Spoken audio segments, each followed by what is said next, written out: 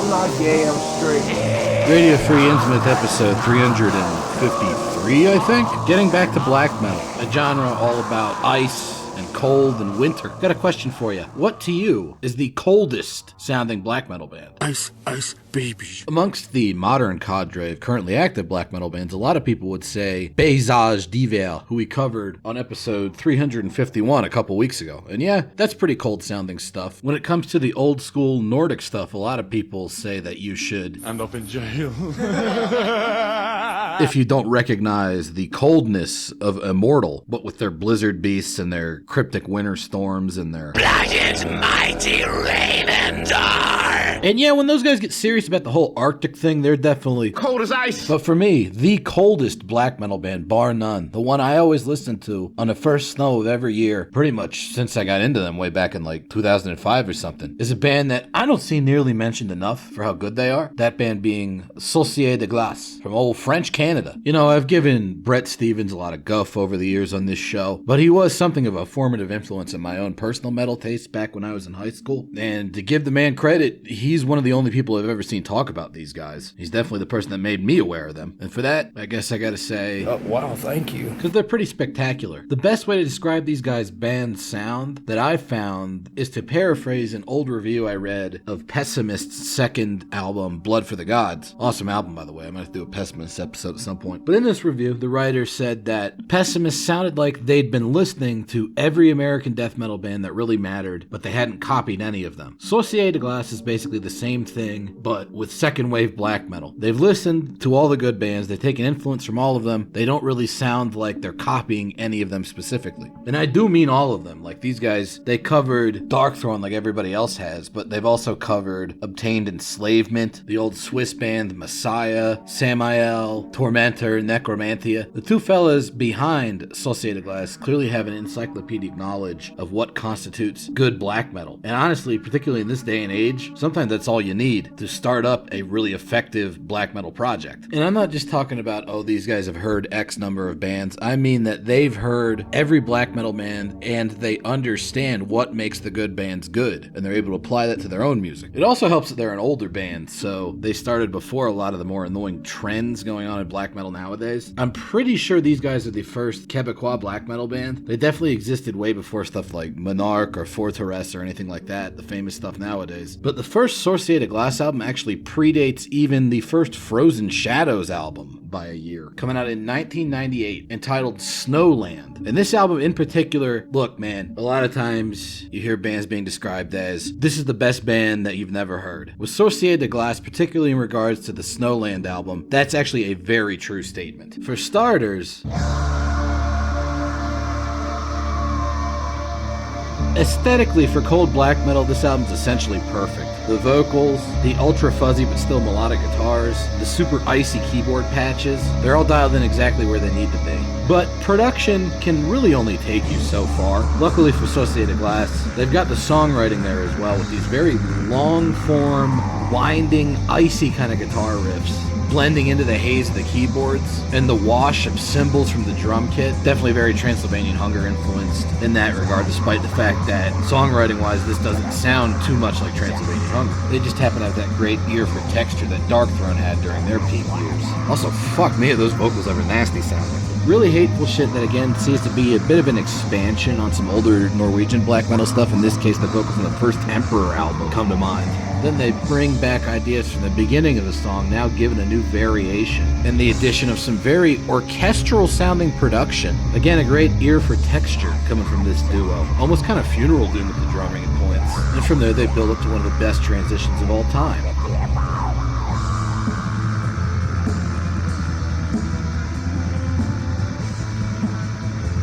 I mean, that's just quality shit right there. You could definitely tell why these guys would go on to cover Obtained Enslavement, because they were obviously fans putting in really epic transitions and motif movements like that one in their music. But as I mentioned earlier, these guys have listened to pretty much every black metal band that matters, not just the Norwegian ones. And you can hear that on other songs on their first album for sure. Like right here, the combo of clean guitars and keyboards is done in a very early Graveland, early Velez sort of way that I find to be quite appealing. Then they bring in the distorted guitars and show off that these guys were leaders, not just followers. because this to my ears sounds like post-black metal before modern day post-black metal was a thing. They've combined these sort of jangling, droning, repetitive, catatonia style backing chords with a looping black metal melody in a way that wouldn't really be adopted by the rest of the underground until the 2000s at the very earliest. In many ways, sections like this actually remind me a lot of stuff that Slavic black metal bands, particularly from the Ukraine, would get famous for doing years later. Then in this part, they bring back that sort of Transylvanian Hunger style guitar melody over the more post-black metal chords, but they play it way higher up in the neck than Darkthrone ever would have done. And in sections like this, you can hear the roots of the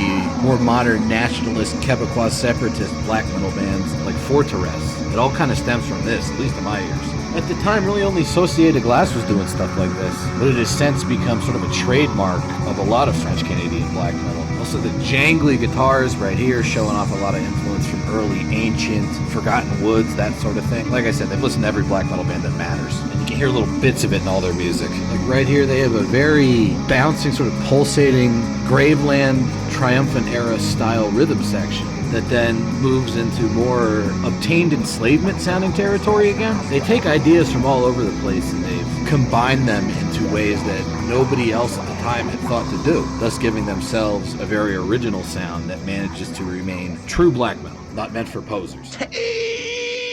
On that mouth shut. From that amazing debut album, the career of Sorcier de Glaces got a little bit confusing to follow. They hit a little bit of a roadblock because they actually did record a follow-up album in 1999 entitled Moonrise in Total Darkness, but this album wasn't released or even mastered until 2006. I actually remember this album coming out in 2006 and having my mind blowing like, damn, I didn't know they were still around. Hell yeah, dude. And Guess what happened? instead of being the standard sort of pedestrian, we're back kind of lame-o albums I'm used to seeing from bands in this situation, Maybe it's just I'm an old fart. I know that. Moonrise in Total Darkness actually kicks ass. Definitely a great follow-up to Snowland. It's got that same great melodic sense and epic sort of freezing quality that Snowland had, but with a very clear production job that probably appeals more to modern eardrums. Definitely doesn't sacrifice that sort of black metal atmosphere though. But more importantly than that, the songwriting's still there. It still sounds like the same guys that recorded Snowland. In fact, it might be even a bit more polished this time around. Like you're hearing right here, they're running through all these variations of that opening riff, really digging into the meat of those melodies and all their forms, allowing their ideas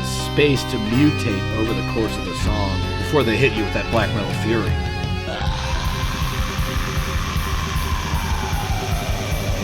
And hit you with that black metal fury they do, as you're hearing right now. In many ways, this is a much more punishing album than Snowland, which tended a little bit more towards a melancholic atmosphere. Also, this part right here, really cool songwriting trick, bringing back the melodies from that doomy intro, now in a much faster paced form, with the super high-pitched, fastly strummed melodies so common in a lot of Quebecois black metal bands. I guarantee Fortress were fans of this album. I'm hoping by now you can tell why I consider these guys to be the coldest sounding black metal band in existence. Because this shit is absolutely freezing. Relentless, merciless onslaught of glacial ice consuming everything. From there into an atmospheric section. Because even though this is a more punishing album than Snowland, they definitely didn't neglect the more atmospheric aspects of that album, which have also seen considerable development on this release. A whole lot of icy interludes. From there back into the blasting, because these guys are an intense black fucking metal band.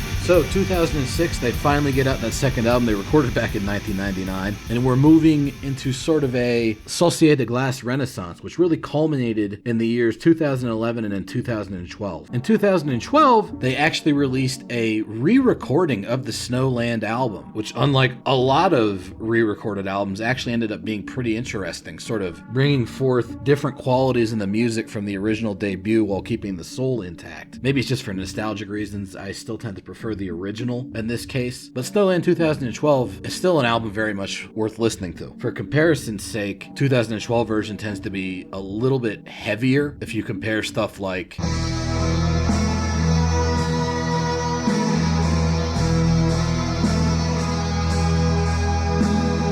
to 2012's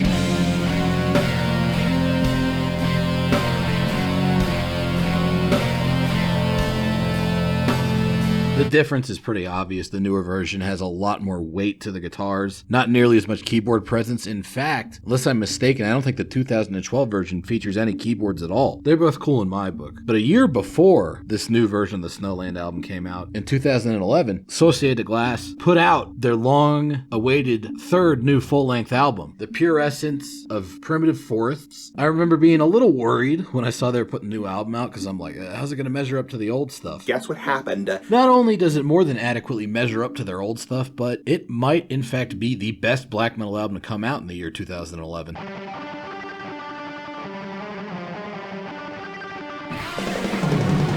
That's what I get for being a doubting Thomas. Initially, I only ordered this album because it included the original version of Snowland as a bonus disc. But even if that bonus disc wasn't there, Pure Essence of Primitive Forest would be an absolutely mandatory purchase for a modern-day black metal. Unlike the 2012 version of Snowland, this album does feature a pretty prominent keyboard presence, and luckily for us, those keyboards are exceptionally well done, giving off a real sort of angry, malevolent, medieval vibe at times that's pretty new to Sorcier de Glace. And as you're hearing, the signature Sorcier vocals, the guitar is very much intact, very heavy, weighty, but sharp and piercing, cold as always. And they also bring back those very French-Canadian style, sort of single-string, quickly picked guitar melodies that I maintain Sorcier de Glace pretty much invented. And in my opinion, they still do it better than pretty much anyone else adopting the same approach. Also, the drumming on this album, very athletic, a lot more technically adept than what you stereotypically associate with black metal. In the lengthy interim between the release of the first and second Sorcier de Glace albums, Sorcier's drummer also played in a band called Asgard, another Canadian black metal band, not to be confused with the Polish death metal band of the same name that I covered on episode 341 of this program. The Canadian Asgard were very much sort of like a technical, brutal kind of black metal band. And I think he brought over a lot of that more aggressive feeling to his partner in crime in Sorcier de Glace for their albums going forward. So Pure Essence of Primitive Forests, great fucking album. It taught me to never doubt Sorcier de Glace ever again. Even in my most obnoxious, everything new sucks, only old black metal is real phases, I've still always bought whatever the new Sorcier de Glace album was at the time when it came out, and they've yet to disappoint me. They've been putting out albums pretty regularly. They've gotten 4 out since The Pure Essence of Primitive Forests, including a self-titled album in 2018 that consisted of 1 hour-long song, joining the ranks of other great bands like Sabbath and Edge of Sanity doing stuff like that. My personal favorites from the recent era of Sorcier de Glace have been 2014's Ritual of the End and 2016's North, but they're all pretty good. Ritual of the End is by far their most aggressive and abrasive sounding album. It still maintains that cold atmospheric feeling that's common to every Sorcier de Glace release, but they just seem a little bit meaner on this album. Less freezing and nature oriented, a little bit more satanic and angry, but still very much a darkly melodic sort of Sorcier de Glace's release, as you can tell by the, as always, very well done single string picked melodies. But even those take on a more distant and abrasive character on this release in particular. Also really liking the evil kind of black metal waltz feeling through a lot of this release, very much showing their roots off with the Transylvanian Hunger influence, just in a more technically adept context. The feeling of progressive revelation is strong on this release, with each song sort of unfolding new layers over the course of its runtime, moving into new sound worlds, this one in particular being rather heavy on the layers of melodic guitar, from there building up to a very powerful sort of vocal explosion, which takes us in an even more dissonant and angry sounding take on the Sorcier de Glace vibe. This album's got a lot of peaks and valleys to it, where they get really hateful and sort of pull back to more melancholic stuff before gradually building up to the hateful shit again. I mean, they were always a hateful band, but they're at their most hateful on this particular release. And it's got stuff like this. I mean, I don't remember hearing Sebastian doing that on any of the older releases. Bringing back the opening riff of the song now with like a very thrashy sort of polka-ish drum beat under it, before then moving into more epic Bathory-ish territory for the song's coda. If Ritual of the End is their most hateful album, then North is their coldest, and given that we've established that I think Sorcier de Glaces is the coldest sounding black metal band, Ice, ice, baby. logically it would follow that North, their coldest sounding release, is in fact the coldest sounding black metal album of all time.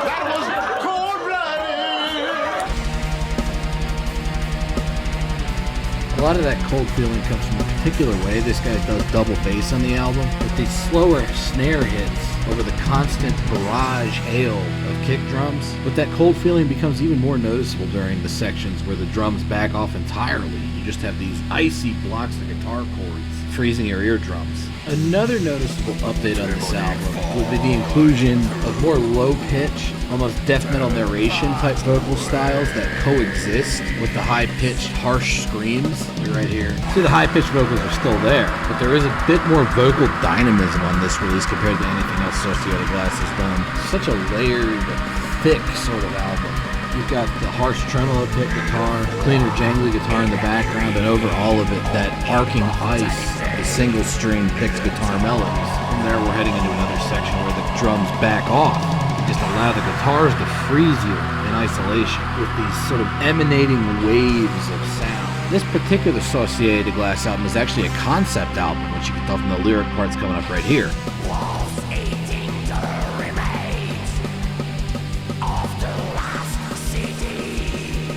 That concept being extreme cold weather and winter sort of swallowing up civilization in a way where the cold itself almost becomes personified. Got a little bit of Lovecraft in there. And in fact, they mention the old ones, who in this case are sort of primordial snow gods dedicated to destroying feeble human civilization. It's a very anti-human sort of album. But what you personally, the listener, shouldn't be anti is Sorcier de Glaces. You should be pro Sorcier de Glaces, which I'm sure I've been mispronouncing 10 different ways over the course of the episode. Sorry about that. Shut up, bitch! This band has been way too underrated by the black metal scene for way too long. They've been putting out quality fucking shit since 1998, or possibly even earlier than that. I haven't heard any demos if they've got any. But they're very much worth your time if you're into black metal. And I feel like you should go and get all their albums, because they're fucking fantastic. But even if you disagree, thanks for listening or watching or whatever you did, and I'll see you next time. Bye-bye.